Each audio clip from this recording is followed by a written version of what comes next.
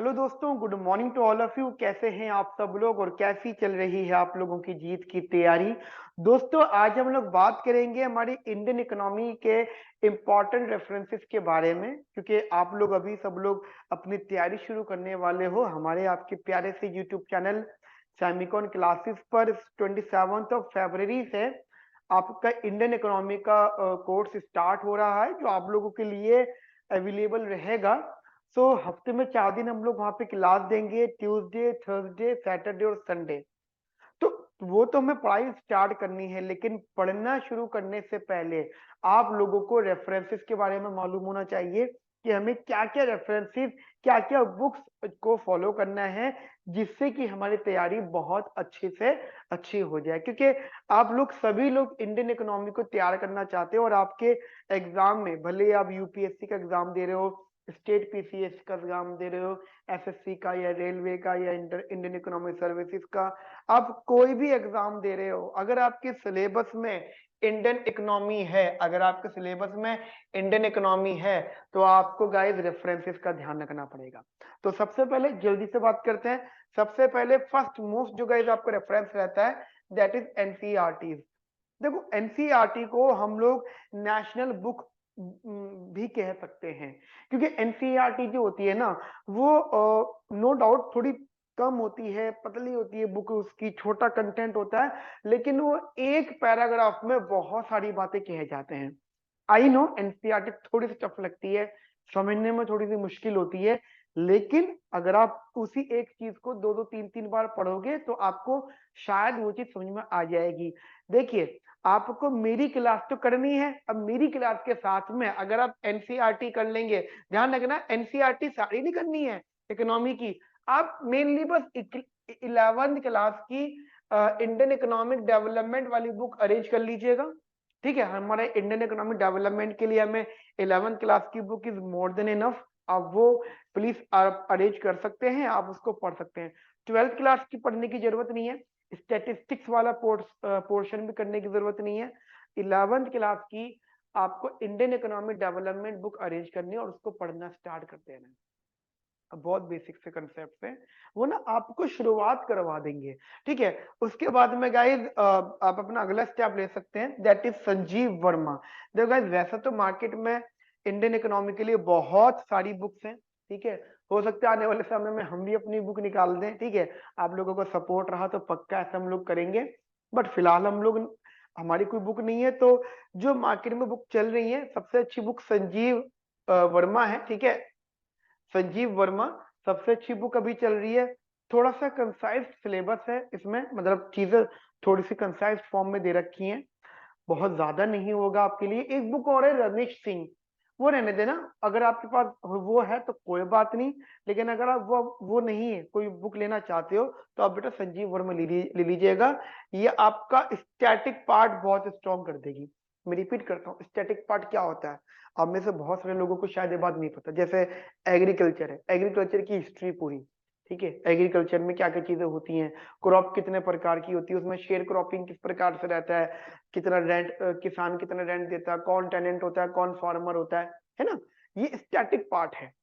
एक होता है करंट, वो करंट में अभी आपको बताऊंगा। तो Sanjeev Verma is a very good book for the static portion, तो आप उसको वो कर सकते हो। उसके बाद में आपको देखो, इंडियन इकोनॉमी में माइक्रो और मैक्रो भी ऐड होता है, क्योंकि micro macro is a tool basically. Micro मतलब वो सब चीजें जो स्मॉल लेवल पे होती हैं, मैक्रो मतलब एग्रीगेट लेवल पे। तो हम जब इंडियन इकोनॉमी पढ़ेंगे तो हमें माइक्रो और मैक्रो वाले कंसेप्ट पता होने चाहिए, जैसे मार्केट्स क्या होता है, नेशनल इनकम क्या होता है, एम्प्लॉयमेंट क्या होता है। ठीक है, या आप कह सकते हो कंजम्पशन, कंज्यूमर थ्योरी क्या होती है, प्रोड्यूसर थ्योरी क्या होती है, रेवेन्यू क्या होता है, कॉस्ट क्या होता है, वो सारी चीजें मुझे माइक्रो में पता लगेगी। नेशनल इनकम क्या होता है ना, मनी क्या होता है, इन्फ्लेशन क्या होता है, वो सब चीजें में वो मैक्रो एज अ टूल है। इन दोनों का एक कॉम्बिनेशन मिलके तो हमारा इंडियन इंडियन इकोनॉमी क्या है, इंडिया की इकोनॉमी। बट इंडिया की इकोनॉमी के अंदर बहुत से टूल्स भी तो यूज हो रहे होंगे ना बेटा,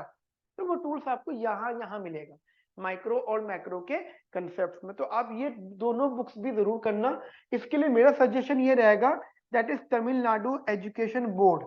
तमिलनाडु एजुकेशन बोर्ड, आप इनकी बुक्स अगर आप हार्ड कॉपी में अरेंज कर सकते हैं तो I think this is the one of the best books जो आपको काफी इंटरेस्टिंग लेवल पे चीजें सिखाती है। पिक्चर्स वगैरह मैंने पढ़ी है, बुक्स बहुत अच्छी है, मतलब अगर आप बिगिनर्स हो तो आपके लिए अच्छी बात है ना, पिक्चर्स वगैरह से पढ़ो। ठीक है, हमें भी कभी मजा आ जाता है पढ़ते हुए जब पिक्चर्स वगैरह होती है, चीज को समझाने का तरीका बहुत अच्छा होता है। तो आप तमिलनाडु एजुकेशन बोर्ड की books micro and macro arrange कर सकते हैं, ठीक है, 11th 12th में से, और वहां से आप पढ़ सकते हैं। ये हमारा स्टैटिक पार्ट हो गया। उसके बाद में आती है बेटा करंट अफेयर। देखो करंट अफेयर्स में आप लोग सोचते हो कि करंट अफेयर दुनिया का नहीं करना। आप अगर आपको ये एग्जाम क्लियर करना है, इंडियन इकोनॉमी वाले को सिलेबस को बहुत अच्छे से पढ़ना है, इतना अच्छा पढ़ना है कि एग्जाम क्लियर हो जाए, एटलीस्ट इंडियन इकोनॉमी का कोई क्वेश्चन रीजन न बने आपका सिलेक्शन नहीं होने का। ठीक है, तो आप सिर्फ दो ही चीजें करना, एक इकोनॉमिक सर्वे, ठीक है, इकोनॉमिक सर्वे हर साल आपको पता है हर साल पब्लिश होता है, और एक आपका बजट। आप इन्हीं दोनों को स्टडी कर लो, पूरा करंट अफेयर इसी में समा जाएगा। आपके तो नहीं सर, और वो जो चीजें जनरल चीजें जो चलती हैं, जनरल चीजों में मैं आपको बता देता हूँ, बहुत सारी मैगजीन्स निकलती हैं। ठीक है, मैगजीन्स निकलती हैं बहुत सारी, इवन जब आपका एग्जाम टाइमिंग आएगा तो मैं भी कुछ कुछ कंटेंट आपको प्रोवाइड करा दूंगा। आपके मैगजीन्स में ना क्या होता है, पूरे ईयर का एक इकोनॉमिक न्यूज होती है। अब वो इकोनॉमिक न्यूज की भी एक लिमिट होती है, जैसे बिटकॉइन से रिलेटेड न्यूज, बैंक से रिलेटेड न्यूज, आरबीआई से रिलेटेड न्यूज, वो इधर भी होंगी और थोड़ा सा इधर उधर की भी अलग से भी होंगी। तो वो आप मैगजीन्स को आप अलग से अरेंज कर सकते हो, बट इतना बाहर जाने की जरूरत नहीं है। आप सिर्फ इकोनॉमिक सर्वे में बहुत बड़ा हो जाता है, उसमें भी आप मेजर मेजर बातें याद रखो, बजट को थोड़ा डिटेल में पढ़ लेना। आपका जो करंट अफेयर है इसी में ही समा जाएगा, इससे बाहर बहुत ही मुश्किल जाता है। और अगर जाता भी है ना, तो वो फिर देखो, आप सिविल सर्विसेज की तैयारी कर रहे हो, आप जनरली उस एग्जाम की तैयारी करो जिसमें करंट अफेयर आते हैं, न्यूज अखबार की नॉलेज आती है, न्यूज़पेपर की नॉलेज आती है। तो वो तो आपकी एक डेली हैबिट है पढ़ने की। इको सर्वे बजट पढ़ने की हर किसी की हैबिट नहीं होती, बट अखबार पढ़ने की, न्यूज पेपर पढ़ने की तो हैबिट हम सबकी होती है, हर रोज हम लोग पढ़ते हैं। हाँ, थोड़ा थोड़ा सा डिजिटलाइजेशन आ चुका है, अब हम मोबाइल में पढ़ते हैं, पहले पेपर पढ़ा करते थे। ठीक है, तो आप वो अरेंज कर सकते हो और आप ऐसे स्टडी कर सकते हो, eco survey and budget. After that past year paper guys, this is the last key of success. आपको ये मालूम होना चाहिए कि जिस भी आप एग्जाम की तैयारी कर रहे हो, आप एसएससी की बात कर रहे हो, रेलवेज की बात कर रहे हो, बैंक पीए की बात कर रहे हो, स्टेट पीसीएस की बात कर रहे हो, या फिर एक्चुअली में आप यूपीएससी की बात कर रहे हो, ठीक है, सिविल सर्विसेज की बात कर रहे हो, तो आपको अपने एग्जाम के पास्ट ईयर पेपर की नॉलेज डेफिनेटली होनी चाहिए। आपको मालूम होना चाहिए कि कितना पेपर पूछा गया है, कितना टॉपिक, कितना पेपर पूछा गया है अभी तक, ये आपको गाइस मालूम होना चाहिए। तो मैंने क्या करा बेसिकली, पास्ट ईयर क्वेश्चंस का मैं ट्राई करूंगा पहले थोड़ा बहुत पढ़ा के, जैसे कि मैं आपको पढ़ाता रहूंगा। तो जो पास्ट ईयर पेपर्स में आपके टॉपिक वाइज, जैसे मान लीजिए मैंने नेशनल इनकम करवा दी आपको, तो कुछ पास्ट ईयर्स में से मैं नेशनल इनकम के क्वेश्चंस उठा लूंगा, तो आपको मैं करवाऊंगा, जैसे कि आपकी थोड़ा सा प्रैक्टिस भी अच्छी होगी।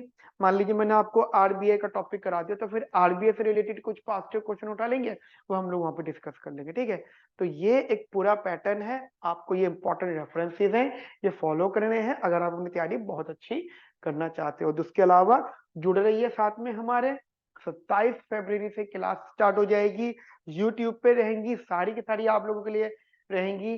ठीक है, बढ़िया से पढ़ाई करना, बढ़िया बढ़िया नोट्स बनाना। मिलते हैं बेटा नेक्स्ट सेशन में। Have nice day, thank you, bye bye, take care.